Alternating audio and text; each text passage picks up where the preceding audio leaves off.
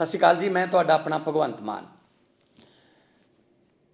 पंजाबीओ, जिवें कि तुहानूं पता है कि लगभग 50 दिनां दे विच पंजाब सरकार ने वो काम करते जिहड़े बाकियां तो 50 सालां च नहीं होए। भावें वो बेरोज़गार नौजवानों नूं नौकरियां देण दी गल होवे, 300 यूनिट बिजली फ्री देण दा जिहड़ा फैसला होवे, जां फिर पंचायती जां सरकारी ਜ਼ਮੀਨਾਂ ਤੋਂ ਨਜਾਇਜ਼ ਕਬਜ਼ੇ ਛਡਾਉਣ ਦਾ ਫੈਸਲਾ ਹੋਵੇ। ਅਸੀਂ ਲਗਾਤਾਰ ਲੋਕਾਂ ਦੇ ਹੱਕ 'ਚ ਫੈਸਲੇ ਲੈ ਰਹੇ ਹਾਂ ਔਰ ਜਿੱਥੋਂ ਤੱਕ ਲਾਅ ਐਂਡ ਆਰਡਰ ਦਾ, ਕਾਨੂੰਨ ਤੇ ਵਿਵਸਥਾ ਦਾ ਤੇ ਲੋਕਾਂ ਦੀ ਸੁਰੱਖਿਆ ਦਾ ਮਾਮਲਾ ਹੈ ਤਾਂ ਅਸੀਂ ਚੋਣਾਂ ਵੇਲੇ ਇਹ ਗੱਲ ਕਹੀ ਸੀ ਕਿ ਪੰਜਾਬ ਦੇ ਵਿੱਚ ਅਪਰਾਧੀਆਂ ਦਾ, ਗੈਂਗਸਟਰਾਂ ਦਾ ਜਿਹੜਾ ਨੈਟਵਰਕ ਹੈ ਉਹ ਜੇਲ੍ਹਾਂ 'ਚੋਂ ਚੱਲਦਾ ਹੈ, ਉਹਨੂੰ ਅਸੀਂ ਬੰਦ ਕਰਾਂਗੇ। ਮੈਨੂੰ ਦੱਸਦਿਆਂ ਬੜੀ ਖੁਸ਼ੀ ਹੋ ਰਹੀ ਹੈ ਕਿ ਪਿਛਲੇ 50 ਦਿਨਾਂ 'ਚ ਆਮ ਆਦਮੀ ਪਾਰਟੀ ਦੀ ਸਰਕਾਰ ਨੇ ਜੇਲ੍ਹਾਂ ਦੇ ਵਿੱਚ ਸਰਚ ਡਰਾਈਵ ਚਲਾ ਕੇ ਬਹੁਤ ਵੱਡੀ ਸਫਲਤਾ ਹਾਸਲ ਕੀਤੀ ਹੈ, ਜਿਹਦੇ ਵਿੱਚ 710 ਮੋਬਾਈਲ ਫੋਨ ਜੇਲ੍ਹਾਂ 'ਚੋਂ ਫੜੇ ਗਏ ਨੇ, ਜਿਨ੍ਹਾਂ ਨੂੰ ਕਿ ਗੈਂਗਸਟਰ ਤੇ ਅਪਰਾਧੀ ਆਪਣੇ ਗੋਰਖ ਧੰਦੇ ਚਲਾਉਣ ਲਈ ਵਰਤਦੇ ਸੀ। ਹੁਣ ਜੇਲ੍ਹਾਂ ਦੇ ਵਿੱਚ ਮੋਬਾਈਲ ਫੋਨਾਂ ਦੀਆਂ ਘੰਟੀਆਂ ਨਹੀਂ ਵੱਜਣਗੀਆਂ। ਇਸ ਤੋਂ ਇਲਾਵਾ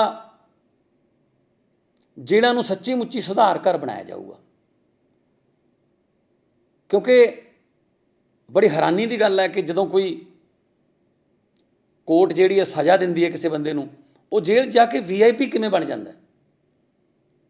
ਜੇਲ੍ਹ 'ਚ ਜਿਹੜਾ ਬੰਦਾ ਗਿਆ ਕਿਸੇ ਕਾਨੂੰਨ ਨੂੰ ਤੋੜਨ ਦੇ, ਕਿਸੇ ਜੁਰਮ ਦੇ ਫੈਸਲੇ ਅਧੀਨ, ਤਾਂ ਫਿਰ ਉਹ VIP ਕਾਹਦਾ ਰਹਿ ਗਿਆ? ਤਾਂ ਅਸੀਂ ਜੇਲ੍ਹਾਂ ਦੇ ਵਿੱਚੋਂ ਜਿਹੜਾ VIP ਕਲਚਰ ਹੈ ਉਹ ਖਤਮ ਕਰਨ ਲੱਗੇ ਹਾਂ। ਜਿੰਨੇ ਵੀ VIP ਬੜੇ ਸ਼ਾਨਦਾਰ ਕਮਰੇ ਬਣਾਏ ਹੋਏ ਸੀ, ਲੋਕਾਂ ਨੂੰ ਤਾਂ ਲੱਗਦਾ ਸੀ ਉਹ ਜੇਲ੍ਹ 'ਚ ਹੈ, ਪਰ ਉਹ ਉੱਥੇ ਬੈਠ ਕੇ ਆਰਾਮ ਕਰਦੇ ਸੀ, ਉੱਥੇ ਬੈਠ ਕੇ ਬੈਡਮਿੰਟਨ ਖੇਡਦੇ ਸੀ, ਟੈਨਿਸ ਖੇਡਦੇ ਸੀ, ਆਰਾਮ ਨਾਲ ਟੀਵੀਆਂ ਦੇਖਦੇ ਸੀ। ਉਹ ਕਲਚਰ ਅਸੀਂ ਬੰਦ ਕਰਨ ਲੱਗੇ ਹਾਂ। ਜਿੰਨੇ ਵੀ VIP ਰੂਮ ਨੇ ਜਾਂ VIP ਪੋਰਸ਼ਨ ਹੈ ਜੇਲ੍ਹਾਂ ਦੇ ਵਿੱਚ, ਉਹਨੂੰ ਅਸੀਂ ਪ੍ਰਬੰਧਕੀ ਬਲਾਕ ਦੇ ਵਿੱਚ ਬਦਲਣ ਲੱਗੇ ਹਾਂ ਤਾਂ ਕਿ ਜੇਲ੍ਹ ਦਾ ਸਟਾਫ ਜਿਹੜਾ ਹੈ ਉਹ ਵਧੀਆ ਤਰੀਕੇ ਨਾਲ ਕੰਮ ਕਰ ਸਕੇ। ਅਸੀਂ ਸਿਰਫ ਜੇਲ੍ਹਾਂ ਦੇ ਵਿੱਚੋਂ ਮੋਬਾਈਲ ਫੋਨ ਨਹੀਂ ਫੜੇ, ਬਲਕਿ ਉਹ ਮੋਬਾਈਲ ਫੋਨ ਕਿਹਦੇ ਨਾਂ 'ਤੇ ਸੀ ਜਾਂ ਮੋਬਾਈਲ ਫੋਨ ਉਹ ਕਿਹਨੇ ਪਹੁੰਚਾਇਆ ਜੇਲ੍ਹ ਦੇ ਅੰਦਰ, ਉਹਨਾਂ ਦੇ ਵਿਰੁੱਧ ਵੀ ਸਖਤ ਕਾਰਵਾਈ ਕਰ ਰਹੇ ਹਾਂ। FIRs ਹੋ ਰਹੀਆਂ ਨੇ ਅਤੇ ਉਹਦੀ ਜਾਂਚ ਵਾਸਤੇ SIT ਵੀ ਗਠਿਤ ਕਰਤੀ ਹੈ।